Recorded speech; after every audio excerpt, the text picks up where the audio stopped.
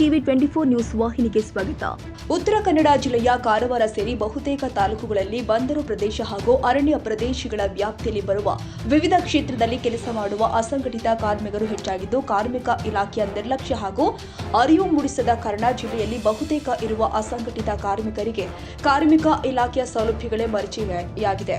ಕಾರವಾರದ ಹತ್ತಿರದಲ್ಲಿ ಇರುವಂತಹ ಬೈತಕಲ್ ಮೀನುಗಾರಿಕೆ ಬಂದರಿನಲ್ಲಿ ಕಾರ್ಯನಿರ್ವಹಣೆ ಮಾಡ್ತಾ ಇರುವ ಹೊರಗಿನಿಂದ ಬಂದು ಕೆಲಸ ಮಾಡ್ತಾ ಇರುವ ಅಸಂಘಟಿತ ಕಾರ್ಮಿಕರೇ ಸಂಖ್ಯೆ ತುಂಬಾ ಜಾಸ್ತಿ ಇದ್ದು, ಕನಿಷ್ಠ ಕಾರ್ಮಿಕ ಇಲಾಖೆಯ ಸೌಲಭ್ಯಗಳು ಸಿಕ್ಕಿಲ್ಲ. ಮತ್ತೊಂದು ಕಡೆ ಹಳಿಯಾಳ ಸೇರಿ ಬಹುತೇಕ ತಾಲೂಕುಗಳ ಅರಣ್ಯ ಪ್ರದೇಶದ ವ್ಯಾಪ್ತಿಯ ಬಿದಿರು ಕಾರ್ಮಿಕರು ಅಸಂಘಟಿತ ಕಾರ್ಮಿಕರು ಇದ್ದಾರೆ.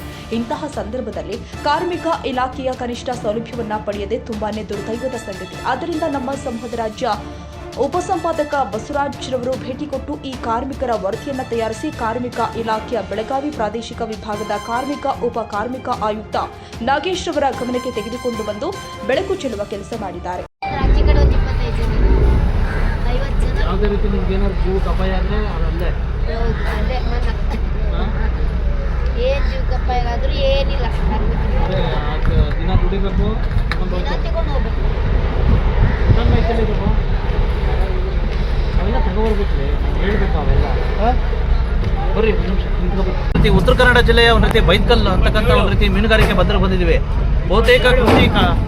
ಬಹುತೇಕ ಮೀನುಗಾರಿಕೆ ಕಾರ್ಮಿಕರಿದ್ದಾರೆ ಇಲ್ಲಿ. ನಾನು ಕೇಳೋದು ಮೀನುಗಾರಿಕೆ ಒಂದು ರೀತಿ ಸಚಿವರಿಗೆ ಮತ್ತು ಮೀನುಗಾರಿಕೆ ಇಲಾಖೆಗೆ ದಯವಿಟ್ಟು ಮೀನುಗಾರಿಕೆಯಲ್ಲಿ ನಿರ್ವಹಿಸ್ತಕ್ಕಂಥ ಎಲ್ಲ ಕಾರ್ಮಿಕರಿಗೂ ಸಹ ಒಂದು ರೀತಿ ಸಕಲ ಸವಲತ್ತುಗಳು ದೊರಕಬೇಕು ಅಂತಕ್ಕಂಥದ್ದು ನನ್ನ ಅಭಿಪ್ರಾಯ. ನಮಸ್ಕಾರ, ಥ್ಯಾಂಕ್ ಯು. ಮಾತಾಡ್ತಾ ಇದ್ದೀನಿ, ಪತ್ರಕರ್ತರು.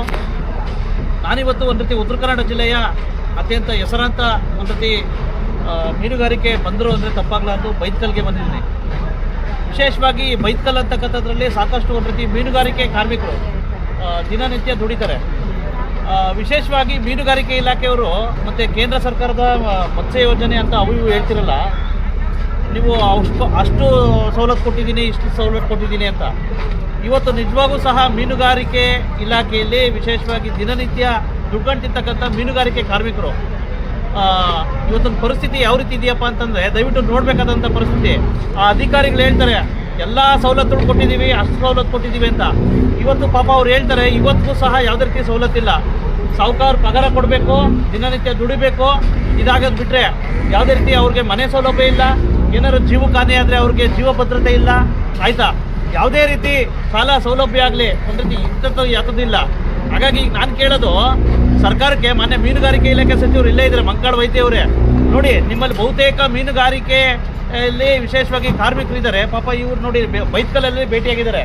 ಈಗ ನಾನು ಕೇಳೋದು ಇಂಥ ಮೀನುಗಾರಿಕೆ ಇಲಾಖೆ, ಸಮಸ್ತ ಮೀನುಗಾರಿಕೆ ಇಲಾಖೆಯಲ್ಲಿ ಕಾರ್ಯನಿರ್ವಹಿಸ್ತಕ್ಕಂಥ ಎಲ್ಲ ಕಾರ್ಮಿಕರಿಗೆ ಸಮಸ್ತ ಎಲ್ಲ ಮೀನುಗಾರಿಕೆ ಸವಲತ್ತುಗಳು ಕೊಡಬೇಕು ಅಂತ ಹೇಳ್ಬಿಟ್ಟು ನಾನು ಈ ಎಲ್ಲ ಒಂದು ರೀತಿ ಮೀನುಗಾರಿಕೆ ಕಾರ್ಮಿಕರ ಪರವಾಗಿ ನಾನು ಮನವಿ ಮಾಡ್ಕೊಳ್ತೇನೆ. ನಮಸ್ಕಾರ, ಥ್ಯಾಂಕ್ ಯು. ಕಾರ್ಮಿಕರು ಸಹ ಒಬ್ರು. ಸಾಕಷ್ಟು ಕುಟುಂಬಗಳು ಈ ಬಿದಿರನ್ನ ನಂಬ್ಕೊಂಡು ಆ ಬಿದಿರನ್ನ ಕಡ್ದು ಅಲ್ಲಿ ವಿವಿಧ ರೀತಿಯ ಕರಕುಶಲ ಉತ್ಪನ್ನಗಳನ್ನ ತಯಾರು ಮಾಡಿ ಮಾರಾಟ ಮಾಡಿ ಜೀವನ ಮಾಡ್ತಾರೆ. ಇವರೇ ನಮ್ಮ ಹೆಮ್ಮೆಯ ಬಿದಿರು ಕಾರ್ಮಿಕರು. ಬಹುತೇಕ ನಮ್ಮ ಉತ್ತರ ಕನ್ನಡ ಜಿಲ್ಲೆಯಲ್ಲಿ ಸಾಕಷ್ಟು ಜನ ಸಿಗ್ತಾರೆ. ಇಲ್ಲೂ ಸಹ ಒಂದು ರೀತಿ ಹಳಿಯಾಳದಲ್ಲೂ ಅಲ್ಲ ಆಯಾ ಗ್ರಾಮಗಳಲ್ಲಿ ಇದ್ದಾರೆ. ವಿಶೇಷವಾಗಿ ಇವತ್ತು ಬಂದಿರತಕ್ಕಂಥವ್ರು ಇವರು ಅವಗಿ ಗ್ರಾಮದವರು. ಯಾಕಪ್ಪ ಅಂತಂದ್ರೆ ಕರ್ನಾಟಕ ಸರ್ಕಾರ ಒಂದ್ ಕಡೆ ಇವರು ಸಹ ಒಂದ್ ರೀತಿ ಅಸಂಘಟಿತ ಕಾರ್ಮಿಕ ವರ್ಗ. ಎಂತೆಂಥವ್ರಿಗೂ ಕಾರ್ಮಿಕ ಸಂಘಟನೆಗಳು ಇದೇಳಿ ಅವು ಇವಕ್ಕೆಲ್ಲ ಸವಲತ್ತು ಕೊಡ್ತು. ಪಾಪ ಇವ್ರಿಗೆ ನಿಮ್ಗೆಲ್ಲ ಕಾರ್ಮಿಕ ಸಂಘ ಕೊಟ್ಟಿದ್ರನಪ್ಪ? ಏನು ಇಲ್ಲ. ಇವರು ಸಹ ಒಂದ್ ರೀತಿ ಅಸಂಘಟಿತ ಕಾರ್ಮಿಕ ವಲಯಕ್ಕೆ ಬರ್ತಾರೆ, ಬಿದಿರು ಕಾರ್ಮಿಕರು. ಈಗ ನಾನ್ ಕೇಳೋದಿಷ್ಟೇ, ಬಿದಿರನ್ನ ನಂಬ್ಕೊಬಿಟ್ಟು ಪಾಪ ಇವ್ರು ಜೀವನ ಮಾಡ್ತಾರೆ. ವಾರ್ಷಿಕವಾರು ಪ್ರತಿ ವರ್ಷನೂ ಪಾಪ ಇಲ್ಲಿ ಇರತಕ್ಕಂಥ ಅರಣ್ಯ ಇಲಾಖೆ ಅಧಿಕಾರಿಗಳು ಸಾಕಷ್ಟು ಇವ್ರಿಗೆ ಸಪೋರ್ಟ್ ಮಾಡ್ಕೊಂತ ಬಂದವ್ರೆ. ಬಿದಿರನ್ನ ಕೊಟ್ಟು ಏನೋ ಒಂದ್ ರೀತಿ ಕೋಪರೇಷನ್ ಮಾಡ್ಕೊಂತ. ಈ ಸಲನೂ ಅಷ್ಟೇ ಅವ್ರಿಗೆ ಆ ಒಂದು ಬಿದಿರನ್ನ ಕೊಟ್ಟು ಕಡ್ಕೊಳ್ಳೋದಕ್ಕೆ ಮತ್ತೆ ಅವರು ದುಡ್ಡು ಸಹ ತುಂಬ್ತಾರೆ. ತುಂಬಿಟ್ಟು ಅವ್ರೇನೋ ಇದ್ ಮಾಡ್ತಾರೆ. ಅದಕ್ಕೆ ಅವಕಾಶ ಮಾಡ್ಕೊಕೊಡಿ, ಎಲ್ಲ ಬಿದಿರು ಕಾರ್ಮಿಕರನ್ನ ಉಳಿಸಿ ಅಂತ ಹೇಳ್ಬಿಟ್ಟು ನಾನು ಮನವಿ ಮಾಡ್ಕೊಳ್ತಾ, ವಿಶೇಷವಾಗಿ ನಾನು ಕಾರ್ಮಿಕ ಇಲಾಖೆಗೆ ನಾನು ಮನವಿ ಮಾಡ್ಕೊಳ್ತೇನೆ. ಏನಪ್ಪಾ ಅಂತಂದ್ರೆ ರಾಜ್ಯಾದ್ಯಂತ ವಿಶೇಷವಾಗಿ ಬಿದಿರು ಕಾರ್ಮಿಕರಿದ್ದಾರೆ. ಒಂದ್ ರೀತಿ ಪ್ರತಿ ಹಳ್ಳಿಗಳಲ್ಲೂ ಇವ್ರನ್ನೆಲ್ಲ ಗುರುತಿಸ್ಬೇಕು, ಮತ್ತೆ ಕಾರ್ಮಿಕ ಇಲಾಖೆಯ ಸುಪರ್ದಿಯಲ್ಲಿ ತಗೋಬೇಕು ಪಾಪ ಇವ್ರಿಗೆಲ್ಲ. ಈಗ ಕಾರ್ಮಿಕ ಇಲಾಖೆಗೆ ಸಾಕಷ್ಟು ಸವಲತ್ತುಗಳು ಕೊಡ್ತಾರೆ, ಸಾಕಷ್ಟು ಅವಕಾಶಗಳು ಕೊಡ್ತಾರೆ. ಇವ್ರನ್ನು ಸಹ ತಗೊಂಡು ಒಂದ್ ರೀತಿ ಸಿಗ್ತಕ್ಕಂಥ ಸವಲತ್ತುಗಳನ್ನ ಕೊಡ್ಬೇಕು. ಆ ಬಿದಿರು ಕಾರ್ಮಿಕರನ್ನ ಒಂದ್ ರೀತಿ ಅಸಂಘಟಿತ ಕಾರ್ಮಿಕರು ಇದಾರೆ, ಇವ್ರನ್ನೆಲ್ಲ ಸಂಘಟಿತ ಕಾರ್ಮಿಕರಾಗಿ ಗುರುತಿಸಿ ಇವ್ರಿಗೂ ಸಹ ಸವಲತ್ತುಗಳು ಕೊಡಬೇಕು. ಎಲ್ಲ ಕಾರ್ಮಿಕ ಇಲಾಖೆಯಿಂದ ಏನೇ ಸವಲತ್ತು ಸಿಗ್ತಾವೋ ಅವನ್ನೆಲ್ಲ ಕೊಡಬೇಕು ಅಂತ ಹೇಳ್ಬಿಟ್ಟು ನಾನು ರಾಜ್ಯಾದ್ಯಂತ ಇರ್ತಕ್ಕಂಥ, ವಿಶೇಷವಾಗಿ ನಮ್ಮ ಹೆಮ್ಮೆ ಉತ್ತರ ಕನ್ನಡದಲ್ಲಿ ಜಿಲ್ಲೆಯಲ್ಲಿ ಇರ್ತಕ್ಕಂಥ ಎಲ್ಲ ಬಿದಿರು ಕಾರ್ಮಿಕರ ಪರವಾಗಿ ಪತ್ರಕರ್ತನಾಗಿ, ಹೋರಾಟಗಾರನಾಗಿ ನಾನು ಮನೆ ಮಾಡ್ಕೊಳ್ತೇನೆ. ನಮಸ್ಕಾರ, ಥ್ಯಾಂಕ್ ಯು. ಹೇಳ್ಬಿಡಿ, ಸಂಬಂಧಪಟ್ಟ ಇಲಾಖೆಗೆ ಇದು ಮಾಡ್ಬಿಡ್ತೀನಿ ಅಂತ. ಇಲ್ಲ, ನಮ್ಮ ಅಸಂಘಟಿತ ಕಾರ್ಮಿಕ ಕಲ್ಯಾಣ ಮಂಡಳಿ ವತಿಯಿಂದ ಹಾಂ ಸರ್. ಕೆಲವು ಸೌಲಭ್ಯಗಳು ಅಸಂಘಟಿತ ಕಾರ್ಮಿಕರಿಗಿದೆ. ಅವ್ರಿಗೆ ನೋಂದಾಯಿಸಿ ನಾವು ಸ್ಮಾರ್ಟ್ ಕಾರ್ಡ್ ಕೊಡಬೇಕು. ಹಾಂ ಸರ್. ಅದಕ್ಕೆ ಸಂಬಂಧಪಟ್ಟಂಗೆ ಕ್ರಮ ತಗೋತೀವಿ. ಅದು ಎಲ್ಲಿದೆ ಅಂತೇಳಿ ನಮಗೆ ಸ್ಪಷ್ಟವಾಗಿ ಹಾಂ ಸರ್ ಗೊತ್ತಾದ್ರೆ ಹಾಂ ಸರ್ ನಮಗೆ ತಿಳಿಸಿದ್ರೆ ನಾವು ಅದಕ್ಕೆ ನಮ್ಮ ಲೇಬರ್ ಡಿಪಾರ್ಟ್ಮೆಂಟ್ ಇಂದ ಟೀಮ್ ಕಳಿಸಿ ನಮ್ಮ ಇಲಾಖೆಯಿಂದ ಹಾಂ ಸರ್ ಅದು ಸ್ಮಾರ್ಟ್ ಕಾರ್ಡ್ ಮಾಡಿಸ್ತೀವಿ. ತಮ್ಮ ಗಮನಕ್ಕೆ, ತಮ್ಮ ವಾಟ್ಸಪ್ಗೂ ಹಾಕ್ತೀನಿ ಸರ್, ವರದಿನ ಇದು ಮಾಡ್ತೀನಿ. ವಿಶೇಷವಾಗಿ ಮೀನುಗಾರಿಕೆ ಕಾರ್ಮಿಕರು ಮತ್ತೆ ಬಿದಿರು ಕಾರ್ಮಿಕರು ಇದೆ ಸರ್, ದಯವಿಟ್ಟು ತಮ್ಮ ಕಳಿಸ್ಕೊಡ್ತೀನಿ, ಮಾಡಿಸ್ಕೊಡಿ sir. Okay sir, okay, thank you sir.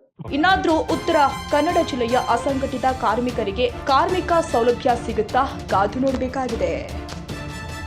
ಕನ್ನಡಿಗರ ಮೆಚ್ಚಿನ ನಿಮ್ಮ ಟಿವಿ 24 ಕನ್ನಡ ನ್ಯೂಸ್ ವಾಹಿನಿ ಇದೀಗ ಟಿವಿಯಲ್ಲಿ ಲಭ್ಯ. ಕರ್ನಾಟಕ ಮತ್ತು ದೇಶ ವಿದೇಶದ 360 ಡಿಗ್ರಿ ಸುದ್ದಿ ಹಾಗೂ ಉತ್ತರ ಕರ್ನಾಟಕ, ಬೆಳಗಾವಿ, ಬಾಗಲಕೋಟೆ, ಧಾರವಾಡ, ಹಾವೇರಿ, ಗದಗ, ಬಿಜಾಪುರ ಜಿಲ್ಲೆಯ ಕ್ಷಣ ಕ್ಷಣದ ವಿವರವನ್ನ ಪಡೆಯುವುದಕ್ಕೆ ಟಿವಿ 24 ಕನ್ನಡ ನ್ಯೂಸ್ ವಾಹಿನಿಯನ್ನ ಲೈಕ್ ಮಾಡಿ, ವಿಡಿಯೋಗಳನ್ನ ಶೇರ್ ಮಾಡಿ, ಕಮೆಂಟ್ ಮಾಡುವ ಮೂಲಕ ನಮ್ಮ ವಾಹಿನಿಗೆ ಸಹಕಾರ ನೀಡಿ ಮತ್ತು ಚಾನೆಲ್ ಅನ್ನ ಸಬ್ಸ್ಕ್ರೈಬ್ ಮಾಡಿ. Thank you.